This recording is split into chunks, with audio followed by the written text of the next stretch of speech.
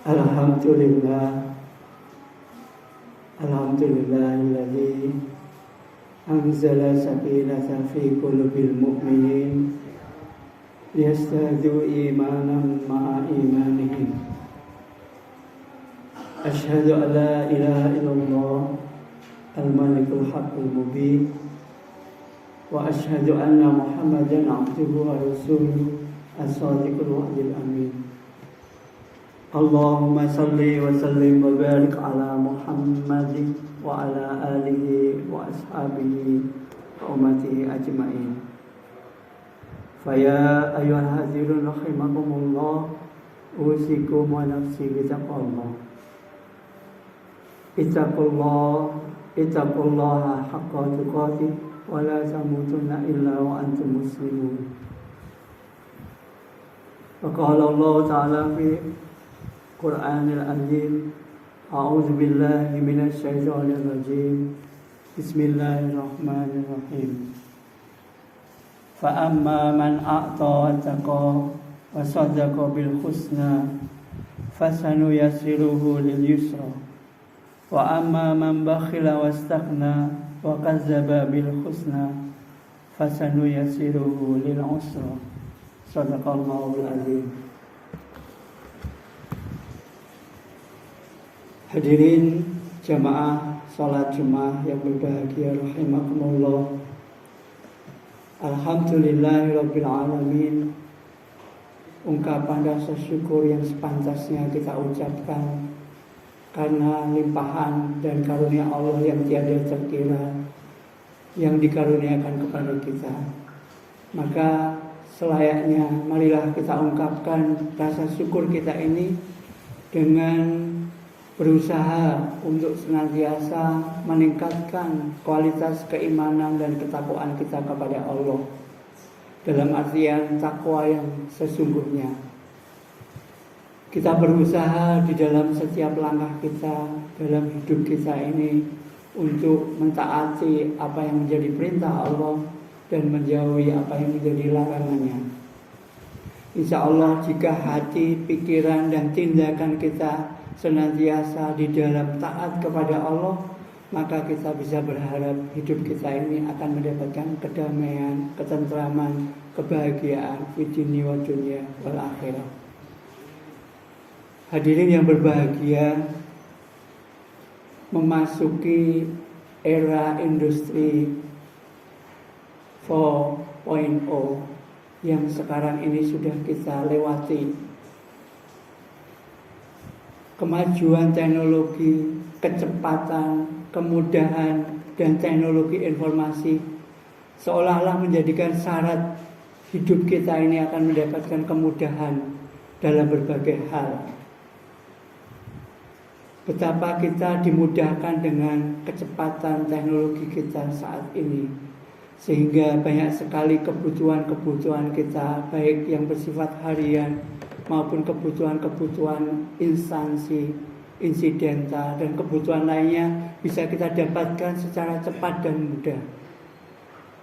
Tetapi ada sesuatu yang kadang kita rasakan, kita merasa kehilangan. Yang sebulan yang lalu kita sebenarnya sudah dilatih dengan sangat baik, yaitu kepedulian kita. Bagaimana kita di bulan Ramadan sebulan penuh kita diajak untuk merasakan supaya kita penuh kepedulian dalam hati kita, dalam tindakan kita, dalam hidup kita. Kita diajak untuk merasakan betapa orang itu lapar, sehingga diharapkan dari rasa lapar yang kita rasakan muncullah rasa peduli kita kepada sesama. Tetapi sebaliknya, dengan kemajuan teknologi industri 4.0 ini, dengan kemudahan yang bisa kita dapatkan, kadang-kadang kita justru melalaikan, bahkan tidak peduli pada tetangga kita, saudara kita, bahkan tidak jarang anak tidak peduli kepada bapaknya, atau bapak tidak memperhatikan putra-putrinya. Kecepatan, kecanggihan teknologi, kemudahan yang harusnya ini bisa memperlancar dan membahagiakan hidup kita ini justru kadang membuat kita menjadi suatu kesulitan. Kemudian bagaimana kita mensikapinya? Allah berfirman di dalam surah Al-Lail yang tadi di awal khutbah saya bacakan. Ayat yang ke-5, 6, 7, 8. Allah mengatakan, A'udzubillahi minasyaitonirrajim. Bismillahirrahmanirrahim. Fa'amma man a'ta wattaqa wa saddaqa bil husna fasanuyasiruhu lil yusra. Maka barang siapa yang mengamalkan hartanya di jalan Allah dan bertakwa, kemudian ia membenarkan balasan yang terbaik yaitu surga, maka Allah akan memberikannya kemudahan. Hadirin yang berbahagia, kemudahan yang dijanjikan oleh Allah ini membawa syarat bagi kita. Kemudahan yang akan kita dapatkan tidak akan mencapai apa yang kita inginkan ini jika kita tidak mendapatkan yang Allah kehendaki tadi. Meskipun kita ditunjang oleh kecanggihan teknologi, kecepatan dan kemudahan layanan zaman sekarang, tidak akan mendapatkan kemudahan kalau kita tidak menjadikan dasar apa yang diberikan Allah ini sebagai pegangan kita. Apa yang Allah berikan pada kita yang pertama adalah fa'amma man a'ta wattaqa. Orang-orang yang senantiasa bisa memberikan hartanya di jalan Allah. Wattaqa, kemudian ia mendasarkannya kepada jalan takwa. Senantiasa mentaati apa yang diperintahkan oleh Allah dan menjauhi apa yang dilarang oleh Allah. Wa saddaqa bil husna, dan membenarkan balasan yang terbaik yang datang dari Allah yaitu surga. Hadirin yang berbahagia, kalau kita ingin mendapatkan kemudahan dalam hidup ini, maka syaratnya ada 3 yang Allah berikan pada kita. Yang pertama, mensedekahkan, memberikan harta kita di jalan Allah. Ini artinya membangkitkan kepedulian kita kepada sesama. Sangat jarang sekali kita rasakan zaman-zaman ketika Rasulullah mengatakan, jika engkau memasak, maka perbanyaklah kuahnya, kemudian engkau berikan kepada tetanggamu, supaya tetanggamu bisa merasakan.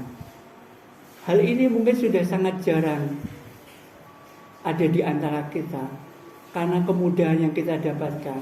Karena sekarang kalau kita ingin memberikan masakan, kita tinggal order di aplikasi sehingga makanan datang sendiri. Dan ini tidak mungkin kita sempat memikirkan akan kita bagi, karena mesti yang kita order hanya sesuai yang kita butuhkan. Padahal Rasulullah mengatakan, jika engkau memasak, maka perbanyaklah kuahnya supaya tetangganya bisa merasakannya. Hadirin yang berbahagia, ini artinya kita dianjurkan untuk kepedulian kita kepada sesama, kepada tetangga kita. Pernahkah kita memperhatikan tetangga kita? Apakah ada kekurangan? Kalau zaman-zaman dulu, mungkin masa kecil saya, tahun 80-an ke bawah, kalau ibu saya ada kekurangan masak garam misalkan, maka ia lari ke tetangganya, Bu, ada garam, sehingga cukup minta tetangga. Sekarang ini sangat jarang sekali, karena sekarang semuanya berdasarkan aplikasi. Ini yang akan kita rasakan kehilangan. Padahal ini yang menjadikan syarat kita akan mendapatkan kemudahan dari Allah.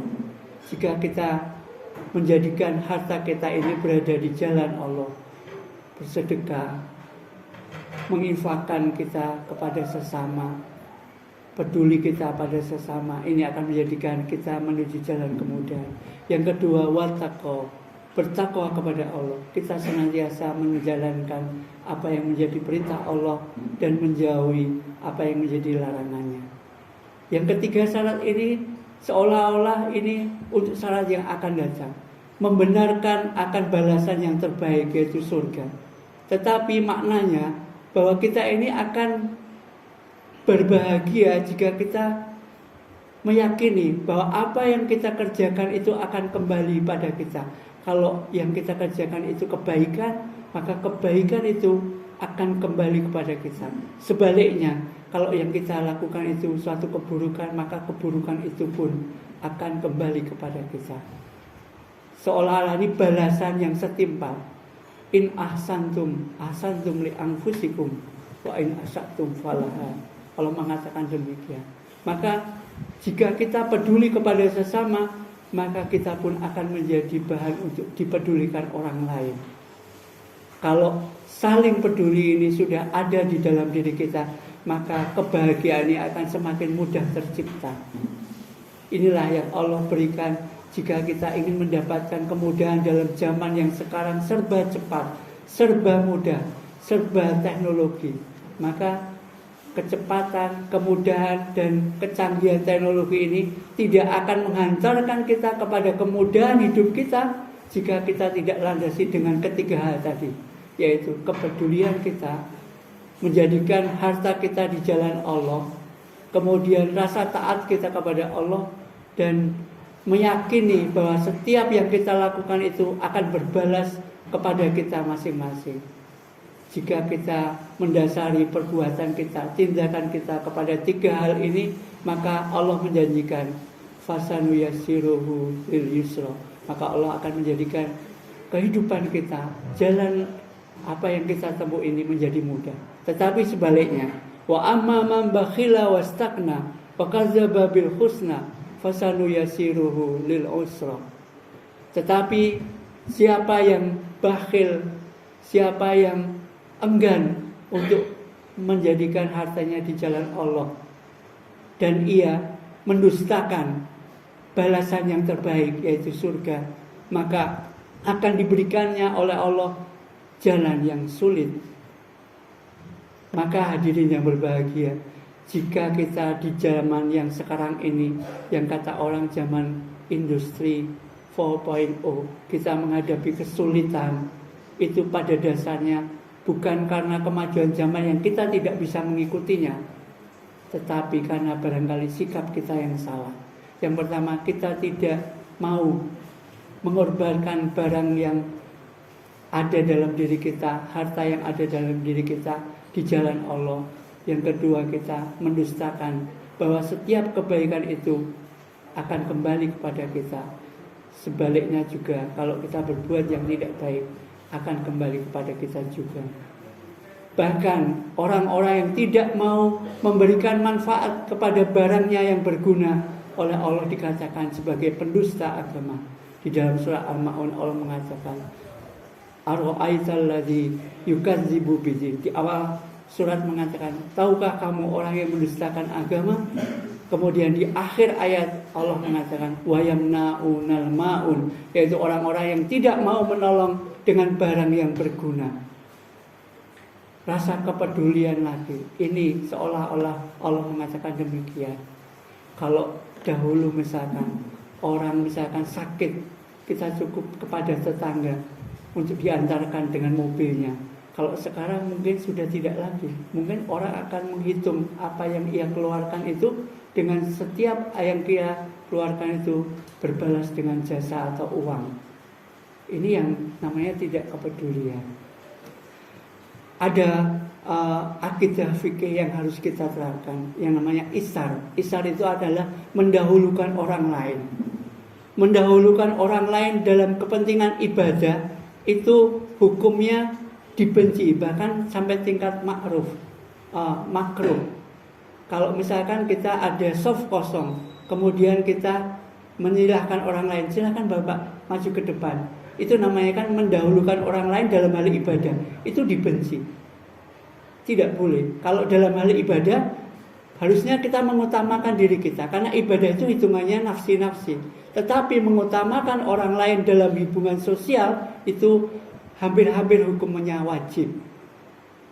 Misalkan, andai kata misalkan kita ada jatah bantuan BLT misalkan, ada 2 yang belum dapat, kita dan tetangga kita.